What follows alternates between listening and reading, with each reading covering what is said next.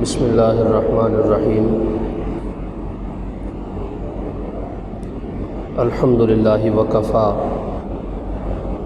وسلام علی عبادہ الذین اصطفیٰ خصوصاً علی افضل الانبیاء ماحی الذنوب والخطا منبع الجود والعطاء صاحب المقام والشفاعة واللواء الذي دنا فتدلى فكان قاب قوسين أو أدنى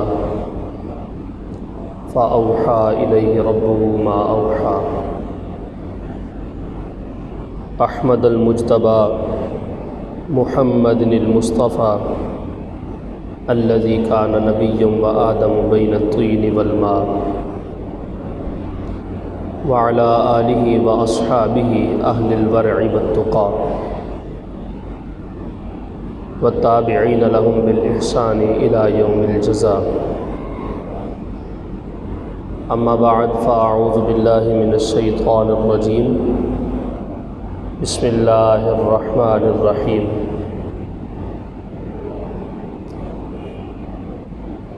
لا تجد قوما يؤمنون بالله واليوم الآخر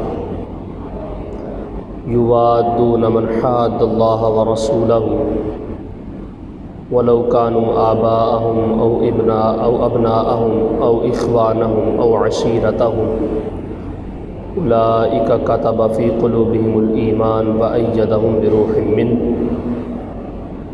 ويدخلهم جنات تجري من تحتها الأنهار خالدين فيها أبدا رضي الله عنهم ورضوا عنه أولئك حزب الله ألا إن حزب الله هم المفلحون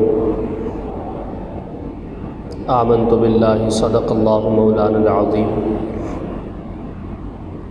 إن الله وملائكته يصلون على النبي يا أيها الذين آمنوا صلوا عليه وسلموا تسليما برکت کے لیے باواز بلند درود پاک پڑھ لیں الصلاۃ والسلام علیک یا سیدی یا رسول اللہ وعلى آلك وأصحابك يا سيدي يا حبيب الله الصلاة والسلام عليك يا سيدي يا رحمة للعالمين وعلى آلك وأصحابك يا سيدي يا خاتم النبيين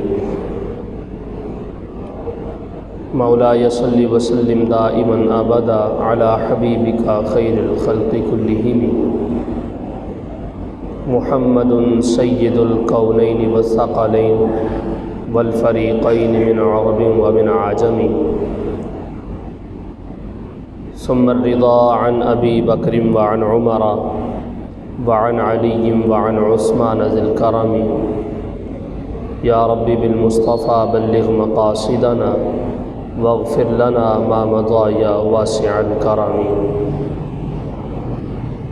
صدیق عکس حسن و جمال محمد است فاروق ذل جاہ و جلال محمد است عثمان ضیاء شمع کمال محمد است حیدر بہار باغ خصال محمد است اسلام ما اطاعت خلفاء راشدین ایمان ما محبت آل محمد است صلی اللہ تعالی علیہ وعلی آلہ واصحابہ وازواجہ وأهل بيته وآبائه وجميع أمته وأولياء ملته أجمعين رضيت بالله ربا وبالإسلام دينا وبمحمد رسولا ونبيا وبالقرآن إماما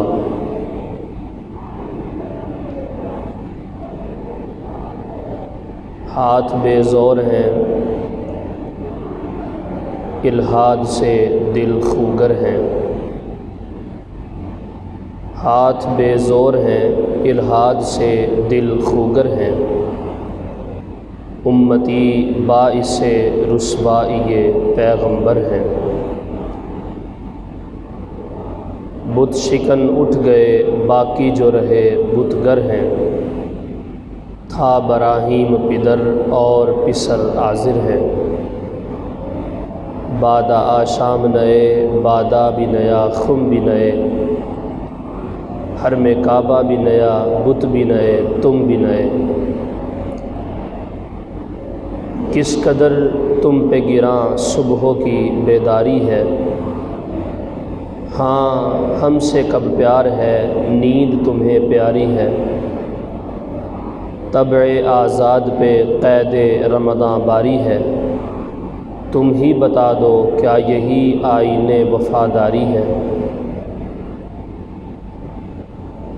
منفعت ایک ہے اس قوم کی، نقصان بھی ایک ہی سب کا نبی، دین بھی ایک، ایمان بھی ایک، حرم پاک بھی، اللہ بھی، قرآن بھی ایک، کیا عجب بات تھی ہوتے جو مسلمان بھی ایک، کہیں فرقہ واریت ہے اور کہیں ذاتیں ہیں، کیا زمانے میں پنپنے کی یہی باتیں ہیں، کہ محمد سے وفا تو نے تو ہم تیرے ہیں، یہ جہاں چیز ہے کیا لوح و قلم تیرے ہیں۔ اللہ تعالی جل جلالہ وعم نوالہ واتم برہانہ واعظم شانہ وجل ذکرہ وعز اسمہ کی حمد و ثنا، اور حضور سرور کائنات احمد مختار محبوب پروردگار حضور رحمت للعالمین سید الاولین والآخرین احمد مجتبیٰ سیدنا محمد مصطفیٰ صلی اللہ تعالی علیہ وسلم آپ کی خدمت اقدس میں درود و سلام اور ہدیہ عقیدت پیش کرنے کے بعد بے حساب رحمتیں پیارے آقا علیہ الصلاۃ والسلام کے جمیع اہل بیت اطہار پر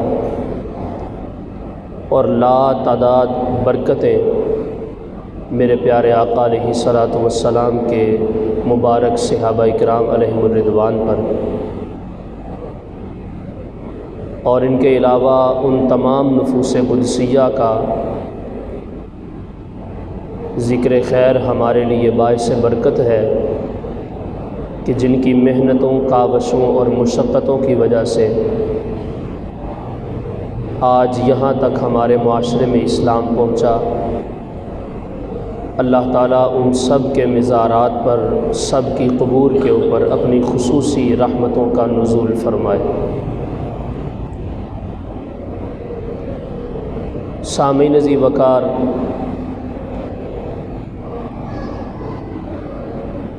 ہم اس وقت بہت ہی مشکل حالات سے گزر رہے ہیں۔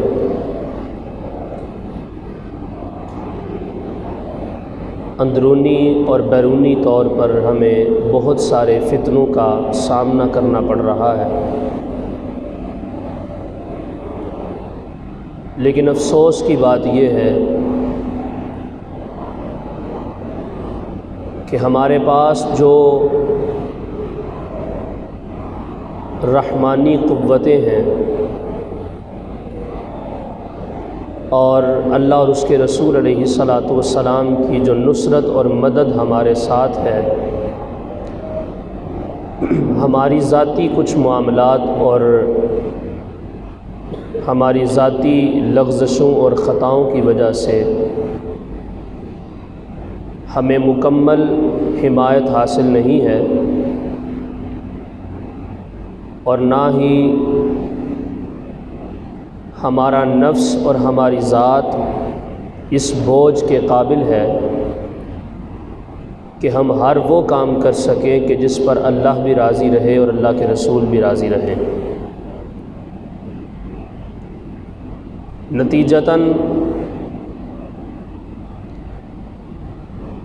ہمیں ایسے حالات اور ایسے معاملات کا سامنا کرنا پڑتا ہے کہ جن کے بارے میں تصور بھی نہیں کیا جا سکتا۔ تاریخ اسلام کو اٹھا کر دیکھا جائے تو ہم سے پہلے بھی بڑے سارے کلمہ گو مسلمان گزرے ہیں، لیکن ان کی سوچ اور ان کی ترجیحات اور ان کے معاملات جو تھے وہ ہم سے کئی زیادہ انداز میں مختلف تھے۔ ان کی عبادات کا قبلہ جو تھا ظاہری طور پر بھی اور باطنی طور پر بھی کچھ اور تھا، اور آج کے مسلمان کا عبادات، خیالات، نظریات کا جو قبلہ ہے وہ باطنی طور پر کچھ اور ہے اور ظاہری طور پر کچھ اور نظر آتا ہے۔ قرآن مجید برہان رشید میں کوئی ایسا عمل اور کوئی ایسی بات، کوئی ایسی شک کسی بھی حوالے سے موجود نہیں ہے کہ جس کے بارے میں انسان یہ دعویٰ کر سکے کہ مجھے رہنمائی اس سے حاصل نہیں ہو رہی۔ سورہ فاتحہ سے لے کر سورہ والناس تک، بلکہ الحمد سے لے کر والناس تک قرآن کا ایک ایک حرف اور ایک ایک لفظ جو ہے یہ مسلمان تو دور کی بات ہے، انسانیت کی کامیابی کا بہت بڑا ذریعہ ہے۔ ہاں، یہ ضرور کہا جا سکتا ہے کہ ہر بندہ قرآن کو سمجھ نہیں سکتا، اور نہ ہی ہر کسی کے بس کی یہ بات ہے کہ وہ چار دیواری کے اندر موجود ایک بند کمرے کے اندر بیٹھ کر اپنی مرضی سے قرآن کا مفہوم سمجھ لے۔ نعوذ باللہ من ذالک، اگر ایسا ہوتا ہے تو 99% چانس یہ ہے کہ وہ بندہ گمراہ ہو جائے گا، اور 1% جو ہے چانس یہ ہے کہ اس کو ہدایت مل سکتی ہے، کیونکہ یہ قرآن بڑا گہرا سمندر ہے اور اس کے ایک ایک حرف کے پیچھے بے شمار معانی، مفاہیم اور نظریات موجود ہیں۔ تو اگر کوئی بندہ قرآن کو اگر نہیں سمجھ سکتا، اپنے مطلب کی ہر چیز کو قرآن سے اگر نکال نہیں سکتا، تو اس کے لیے پھر یا تو اللہ کے پیارے محبوب علیہ الصلاۃ والسلام کی حدیث موجود ہے کہ اس سے وہ رہنمائی حاصل کر سکتا ہے، یا پھر حضور علیہ الصلاۃ والسلام کے افعال، حضور کے اقوال اور آقا کریم علیہ الصلاۃ والسلام کی مکمل 63 سالہ ظاہری جو حیات پاک ہے وہ ساری کی ساری قرآن کی تفسیر ہے، اور قرآن کا مطلب بندے کو سمجھنے کے اندر ممد و معاون ثابت ہو سکتی ہے۔ پھر بھی اگر کسی بندے کو قرآن سے رہنمائی نہیں مل رہی، اس نے حضور کی سیرت کو بھی پڑھ لیا، حضور کی حدیث کو بھی پڑھ لیا، بڑا کچھ اس نے کیا، لیکن پھر بھی اس کی عقل کے جو عقدے ہیں وہ واہ نہیں ہو رہے، اس کی پیچیدگیاں دور نہیں ہو رہی، اس کی مشکلات آسان نہیں ہو رہی ہیں، تو پھر میرے پیارے آقا علیہ الصلاۃ والسلام کے صحابہ اکرام کی ذوات مقدسہ موجود ہیں کہ ان کی سیرت کو پڑھ کے ہم قرآن کو بھی سمجھ سکتے ہیں اور اللہ کے رسول کے فرمان کو بھی سمجھ سکتے ہیں۔ یہاں تک بات کرنے کا مقصد یہ ہے، غرض یہ ہے کہ انسان کی نجات کے لیے، مسلمان کی نجات کے لیے، مومن کی نجات کے لیے کوئی بعید نہیں ہے کہ یہ ہدایت کہاں سے حاصل کر سکے۔ اللہ نے مکمل انتظامات کیے ہوئے ہیں، قرآن بھی دیا ہے، حضور کی حدیث بھی دی ہوئی ہے، اجماع امت بھی دیا ہوا ہے، اور پھر اس کے بعد ہمیں عقل، فراست اور فہم، ادراک بھی عطا کیا ہے۔ تو ہدایت کو تلاش کرنا کوئی مشکل بات نہیں ہے۔ ہاں، مشکل یہ ہے کہ آج کے پرفتن دور میں اپنے نفس کو بندہ اس بات کے اوپر ثابت قدم کرے کہ میں نے قرآن سے ہدایت لینی ہے اور اللہ کے رسول علیہ الصلاۃ والسلام کے نظریات کے اوپر عمل کرنا ہے۔ یہ مشکل کام ہے، اور یہ ایسا مشکل کام ہے کہ اس کی طرف ہماری توجہ ہی نہیں ہو رہی، اور نہ ہی ہم اپنے نظریات کو اس طرف لے کر جا رہے ہیں اور کوشش بھی نہیں کر رہے۔ ہم نے یہ سمجھ لیا ہوا ہے کہ یہ جو دنیا کی زندگی ہے یہی باقی زندگی ہے، یہ کبھی بھی ختم نہیں ہوگی، ہم ہمیشہ یہاں پر رہ جائیں گے۔ لیکن میرے پیارو، ایسا نہیں ہوگا۔ ہم نے بڑے سارے ایسے لوگ دیکھے ہیں جو اس بات کا دعویٰ کر رہے تھے، لیکن اس وقت وہ من و مٹی کے نیچے آرام کر رہے ہیں، سو رہے ہیں۔ پتہ نہیں ان کا اب کیا حال ہے اس معاملے کے بعد کہ قبر کے اندر ان کے ساتھ کیا ہو رہا ہے، امید رب سے خیر کی جا سکتی ہے، لیکن بات کرنے کا مقصد یہ ہے کہ ہم یہاں پر ہمیشہ نہیں رہیں گے۔ بڑے بڑے فقیر بھی آئے، بڑے بڑے بادشاہ آئے، بڑے بڑے ولی بھی آئے، بڑے بڑے حاکم بھی آئے، بڑے بڑے طاقت جلال اور جاہ و جلال کے مالک بھی آئے، لیکن آخر کار موت نے ان کی خواہشات اور ان کے نفسانی معاملات کو ترک کر دیا، اور اللہ رب العزت کے حکم کے مطابق داعی اجل کو لبیک کہتے ہوئے اس جہاں سے اگلے جہان میں منتقل ہو گئے۔ تو یہ دنیاوی جو زندگی ہے یہ باقی نہیں ہے، یہ فانی ہے، یہ اصل نہیں ہے، یہ فرع ہے۔ اصل زندگی آخرت کی زندگی ہے، اصل زندگی مرنے کے بعد کی زندگی ہے، اصل زندگی قبر کے حالات ہیں، اصل زندگی معاشر کے حالات ہیں، اصل زندگی موت کے ذائقے کو چکھنے کے بعد جو وقت شروع ہوگا وہ ہی اصل زندگی ہے، اور ہمیں اس اصل زندگی کے لیے تیاری کرنی چاہیے، اور اس تیاری کے لیے ہمارے پاس قرآن بھی موجود ہے، اللہ کے رسول کی حدیث بھی موجود ہے، اور حضور کی سیرت بھی موجود ہے۔ تو یہ ساری تمہید اور ساری گفتگو کا مقصد اور خلاصہ یہ ہے کہ آج اگر ہم اپنے مقام کو دیکھیں، اپنی ترجیح کو دیکھیں، اور جس جگہ پر ہم کھڑے ہیں، ہمارا جو حال ہے، اور اس وقت ہماری جو خواہشات ہیں اور ہمارے جو ریزلٹس ہمیں نظر آ رہے ہیں، کیا بھلا وہ ہمیں ہدایت کا سبق دے رہے ہیں یا ہمارے لیے وہ بربادی کا سبب بن رہے ہیں؟ عقل تو ہمیں اللہ نے دی ہے، فہم و فراست بھی ہمیں اللہ نے عطا کیا ہوا ہے، تو ہمیں یہ سوچنا چاہیے ہم کیسے انسان ہیں۔ انسان کو اللہ رب العزت نے عقل اسی وجہ سے دی ہے کہ انسان سوچے تو صحیح۔ قرآن میں آیا الذی خلق الموت والحیات لیبلوکم ایکم احسن عملا۔ زندگی تو اللہ نے جانوروں کو بھی دی ہے، گائے بھی زندگی والی ہے، بھینس بھی زندگی والی ہے، یہ چرند پرند، آسمان میں اڑنے والے پرندے اور زمین کے اوپر چلنے والے جو جانور ہیں، کوئی 2 ٹانگوں والا ہے، کوئی 4 ٹانگوں والا ہے، کوئی پیٹ کے بل چل رہا ہے، سب کو اللہ رب العزت نے زندگی دی ہوئی ہے، لیکن ان سے اعمال صالحہ کا تقاضا نہیں ہے۔ اعمال صالحہ کا تقاضا صرف انسان سے ہے۔ کیوں؟ ان کے پاس عقل نہیں ہے، انسان کے پاس عقل ہے۔ تو پھر اگر عقل کے ساتھ ساتھ بندے کو اسلام بھی نصیب ہو جائے تو یہ تو پھر سونے کے اوپر سہاگا ہو جاتا ہے۔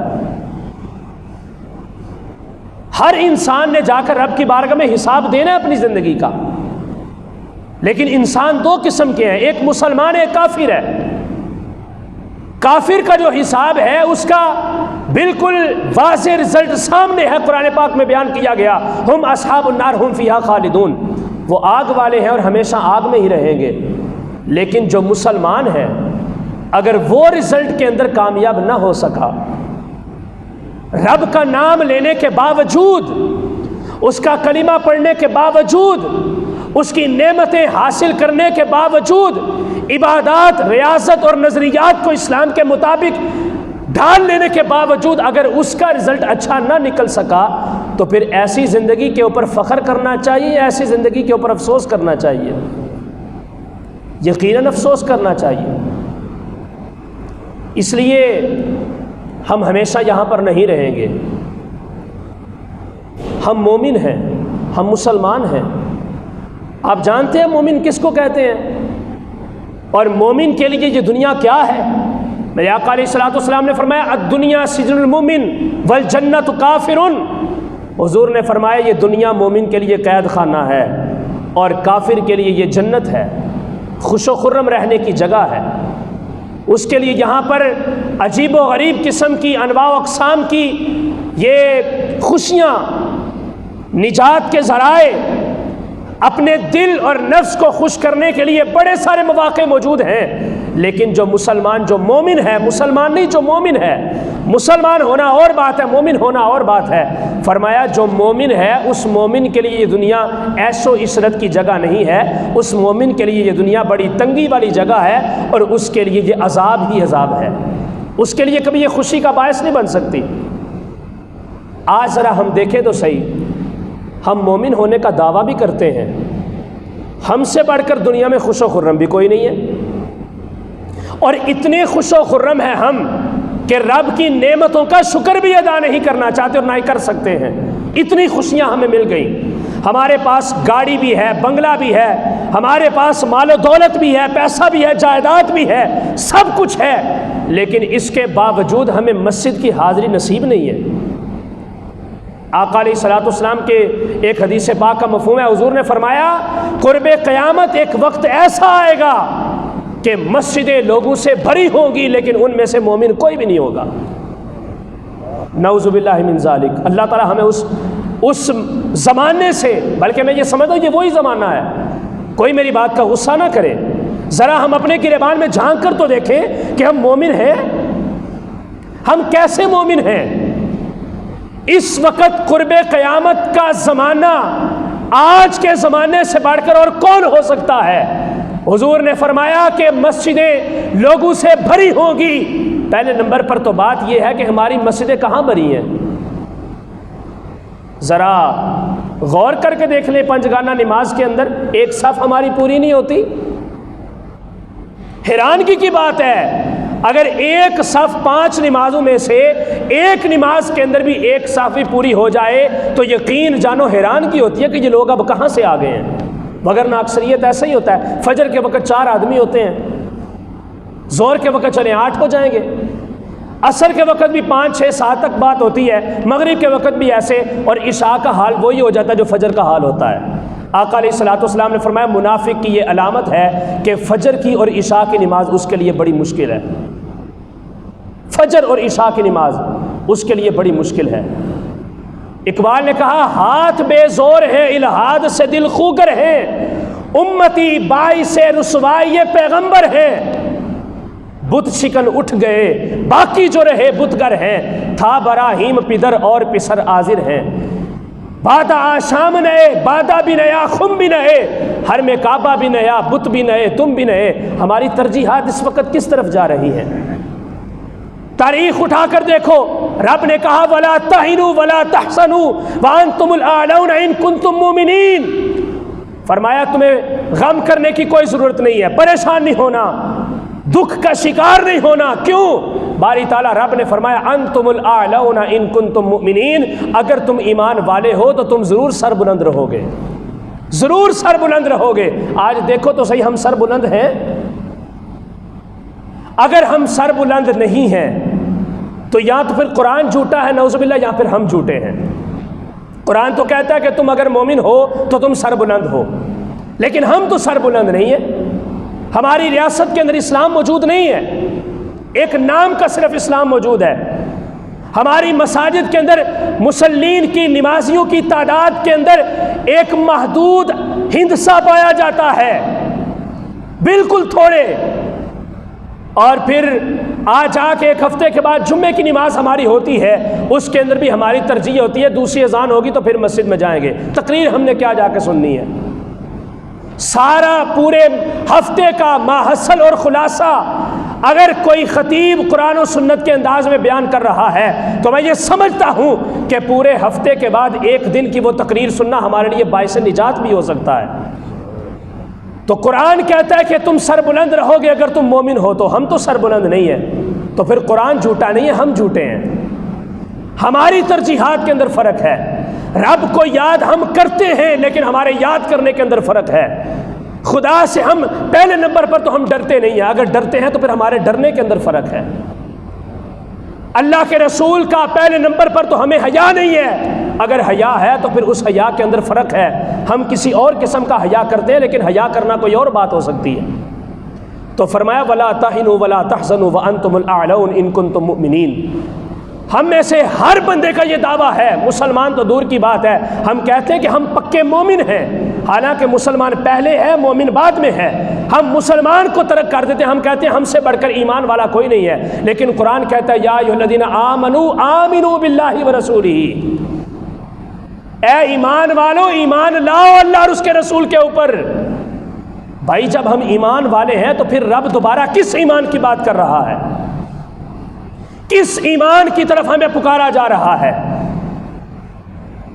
یا ایھا الذین آمنوا آمنوا باللہ ورسولہ والکتاب الذی نزل علی رسولہ والکتاب الذی انزل من قبل، فرمایا اے ایمان والو اللہ اور اس کے رسول کے اوپر ایمان لاؤ، اس کتاب کے اوپر بھی ایمان لاؤ جو تمہارے رسول کے اوپر نازل کی گئی ہے، اور ان کتابوں کے اوپر بھی ایمان لے کے آؤ جو تم سے پہلے رسولوں کے اوپر نازل کی گئی ہیں۔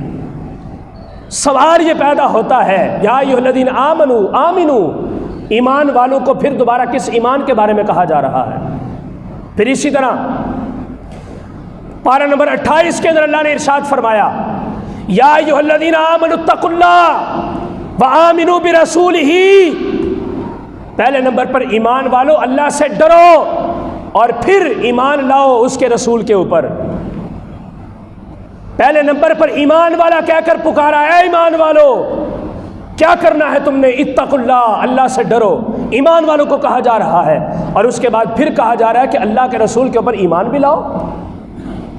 تو پھر ہمیں یہاں پر سمجھ جانا چاہیے کہ ہمارا ایمان کچھ اور طرح کا ہے، ہمارا ایمان کچھ اور طرح کا ہے۔ ابھی بھی ہمیں ایمان کو تسلیم کرنے کی ضرورت ہے، ابھی بھی ہمیں اسلام کو، ایمان کو قبول کرنے کی ضرورت ہے، ابھی بھی ہمیں جو ہے ان نظریات کو پیش کرنا ہے اور ان ترجیحات کو پیش کرنا ہے جن کے بعد ہمیں واقعتاً پکا مومن کہا جائے گا۔ اور وہ ایمان کیا ہے؟ آمنت باللہ ورسولہ، آمنت باللہ وملائکتہ وکتبہ ورسلہ والیوم الآخر والقدر خیرہ وشرہ من اللہ تعالی والبعث بعد الموت۔ بڑی معذرت کے ساتھ ہم میں سے مومن کوئی نہیں ہے، ہم مانتے ہیں اللہ کو، ہم مانتے ہیں اللہ کو کہ اللہ ایک ہے، اللہ کے رسول کو بھی مانتے ہیں کہ اس کے بندے اور رسول ہیں، نماز پنج گانا ہمارے اوپر فرض کی گئی ہے، ہم پڑھتے ہیں، لیکن یہ سارے عقائد ہمیں وراثت میں ملے ہیں۔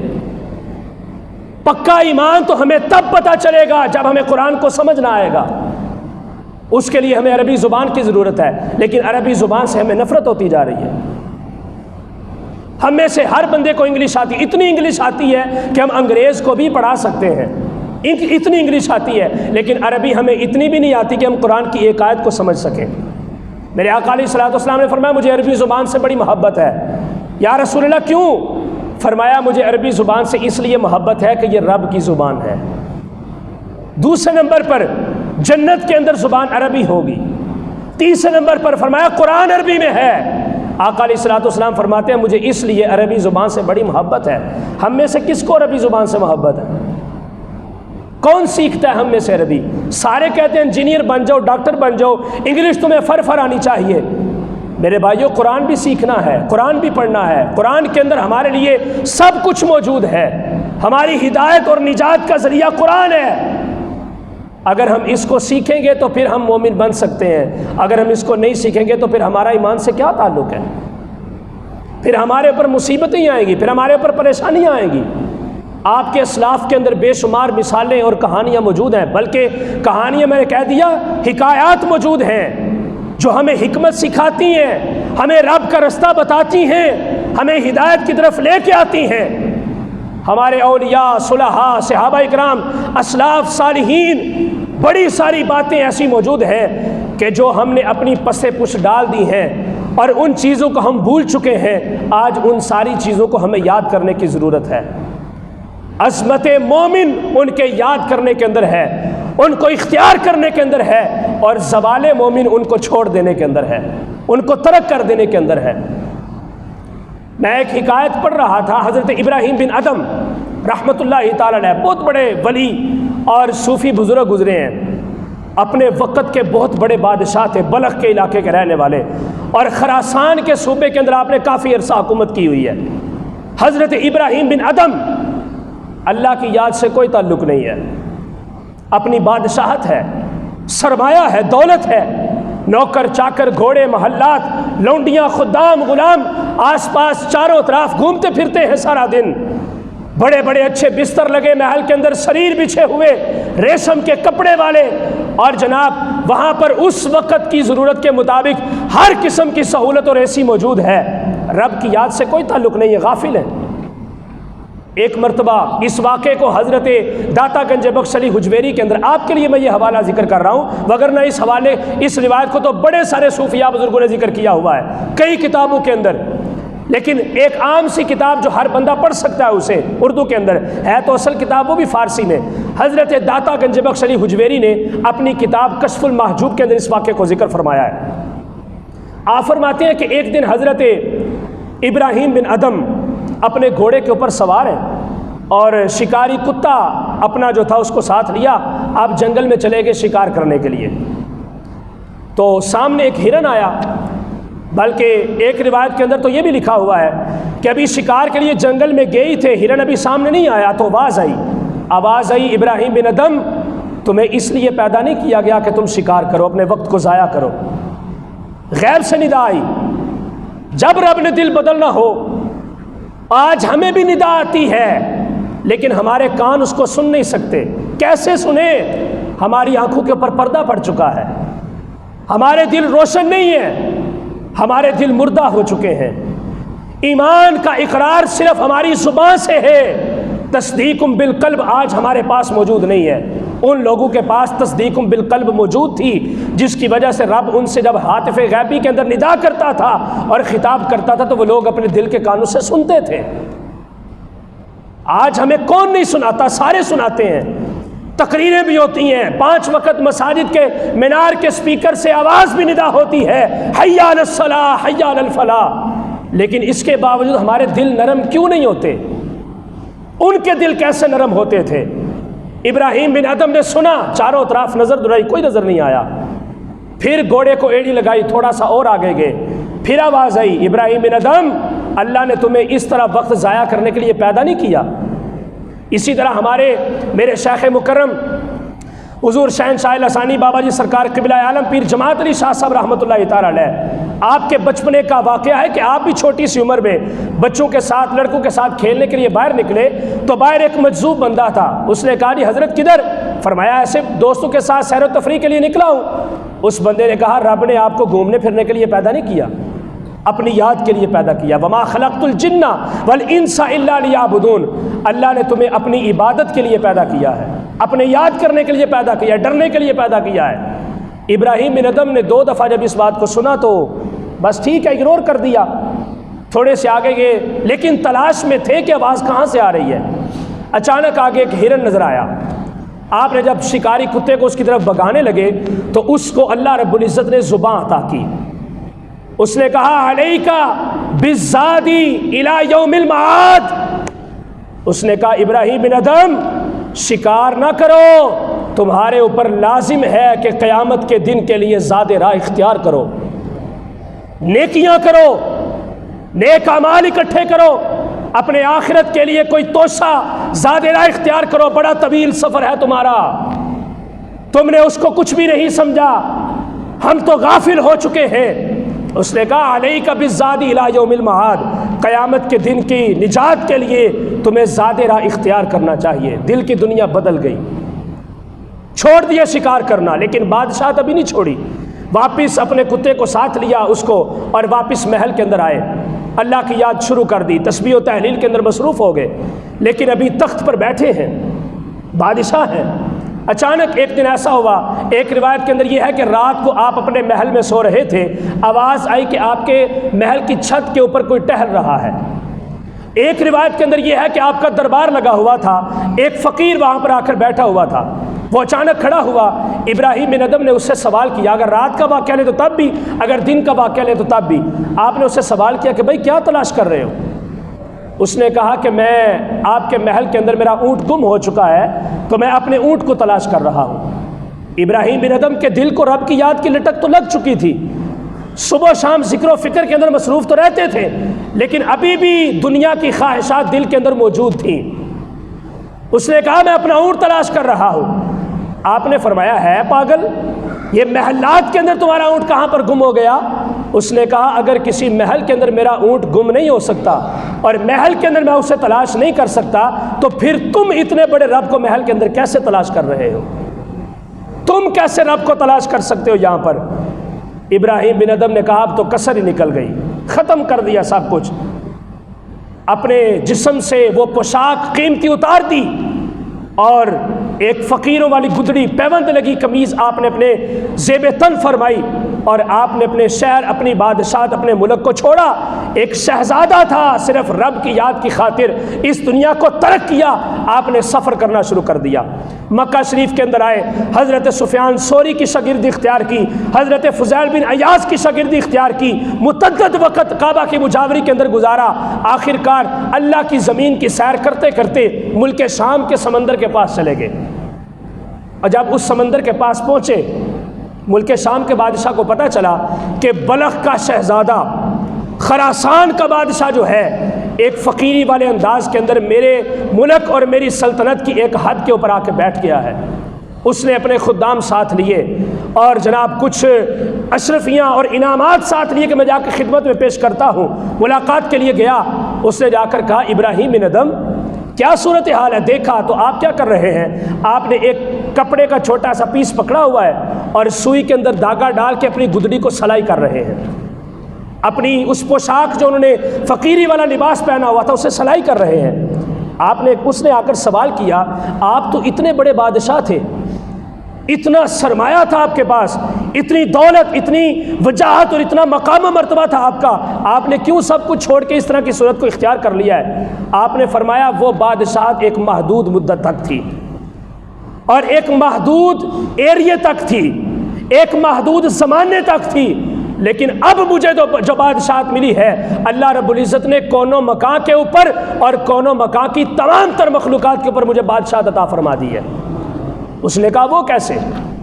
دکھائیں کچھ، میں نہیں اس کو تسلیم کرتا۔ آپ نے کہا اچھا، آپ نے اپنی سوئی کو پکڑا اور سمندر کے اندر ڈال دیا۔ سمندر کے اندر ڈالا تو آواز دی، فرمایا مچھلیوں میری سوئی کو تلاش کر کے لے کے آؤ۔ وہ حیران اور پریشان ہنسنے لگا، اس نے کہا یہ کیسے ہو سکتا ہے کہ مچھلیاں آپ کی سوئی تلاش کر کے لے کے آئیں؟ اتنا بڑا سمندر ہے، ریت کے ذرات اس کے اندر، ہیرے جواہرات، اشرفیاں اور جناب وہ سپیوں کے خول اس کے اندر ہیں، ایک اتنی سی سوئی کو کہاں سے مچھلیاں تلاش کر کے لائیں گی؟ جب آپ نے ندا دی تو ان ساری مچھلیوں کے منہ کے اندر سونے کی وہ سوئیاں تھیں جو لے کر ایک لمحے کے اندر وہ سمندر کی تہہ کے اوپر آ گئی تھی۔ وہ دیکھ کر حیران ہوا۔ آپ نے فرمایا مجھے یہ نہیں چاہیے، جو میری سوئی ہے مجھے وہی چاہیے، یہ تو سونے کی ہے، مجھے جو میری لوہے کی سوئی ہے مجھے صرف وہی چاہیے۔ ان میں سے ایک مچھلی نے اپنی چونچ کے اندر، اپنے منہ کے اندر اس سوئی کو دبایا ہوا تھا اور وہ چلتے ہوئے ابراہیم بن ادم کی خدمت میں حاضر ہوئی اور آپ کے قدموں کے اوپر اس نے اس سوئی کو رکھ دیا۔ آپ نے فرمایا دیکھو شام کے بادشاہ، یہ وہ بادشاہت ہے، اب تم اگر ان کو آواز دو تو میں دیکھوں بھلا یہ کیسے تمہاری سنتی ہے۔ یہ دیکھو جب میں نے رب کی اطاعت کی تو اللہ رب العزت نے مجھے یہ مقام عطا کر دیا کہ میرے ایک اعلان کے اوپر پورے سمندر کی مچھلیاں اپنے منہ میں سونے کی سوئیاں دبا کر میری خدمت میں حاضر ہو چکی ہے۔ اس طرح کی بیسیوں مثالیں آپ کو ملیں گی، کیسی کیسی آپ کو سناؤں۔ تو میرے بھائیوں یہ لوگ پکے مومن تھے۔ قرآن میں فرمایا یا ایھا الذین آمنوا ادخلوا فی السلم کافہ، اے ایمان والو اسلام کے اندر پورے کے پورے داخل ہو جاؤ۔ ولا تتبعوا خطوات الشیطان، اور شیطان کی پیروی مت کرو، کیوں؟ انہ لکم عدو مبین، اس نے تو قسم کھائی ہوئی کہ وہ تمہیں تباہ و برباد کرے گا۔ رب کے لشکر کے اندر آ جاؤ۔ جو بندہ ایمان والا ہے، اللہ اور اللہ کے رسول کے اوپر ایمان رکھتا ہے، اللہ اور اللہ کے رسول کی رضا پر راضی رہتا ہے، اللہ نے فرمایا اولئک حزب اللہ، یہ اللہ کے لشکر والے ہیں، یہ اللہ کی فوج ہے۔ اب مجھے بتاؤ جو اللہ کی فوج بن جائے اللہ تعالیٰ کبھی اسے ذلیل کرے گا؟ کبھی اللہ تعالیٰ اسے رسوا کرے گا؟ آج ہماری رسوائی کا سبب یہی ہے کہ ہم حزب اللہ سے ہٹ کر حزب الشیطان بن چکے ہیں۔ آج ہماری رسوائی کا صرف ذریعہ یہ بن چکا ہے کہ ہم نے ابراہیم بن ادم کی سیرت کو چھوڑ کر ہم نے واشنگٹن اور ویسٹ کے اندر پڑھنے والی تعلیمات اور ان کے نظریات کو ہم نے اپنانا شروع کر دیا ہے، جس کی وجہ سے ہم حزب اللہ سے نکل کر حزب الشیطان میں چلے گئے ہیں۔ تو رب فرماتے ہیں حزب الشیطان جو ہے وہ دنیا میں بھی نقصان اٹھانے والا ہے، آخرت میں بھی نقصان اٹھانے والا ہے، لیکن جو حزب اللہ ہے فرمایا الا ان حزب اللہ هم المفلحون، خبردار جو اللہ کے لشکر کے اندر آ جاتا ہے اللہ تعالیٰ اسے دنیا میں بھی کامیاب کر دیتا ہے، آخرت میں بھی کامیاب کر دیتا ہے۔ اللہ رب العزت کی بارگاہ میں دعا ہے اللہ تعالیٰ ہمیں حقیقی ایمان کی دولت نصیب فرمائے۔ وآخر دعوایا ان الحمد للہ رب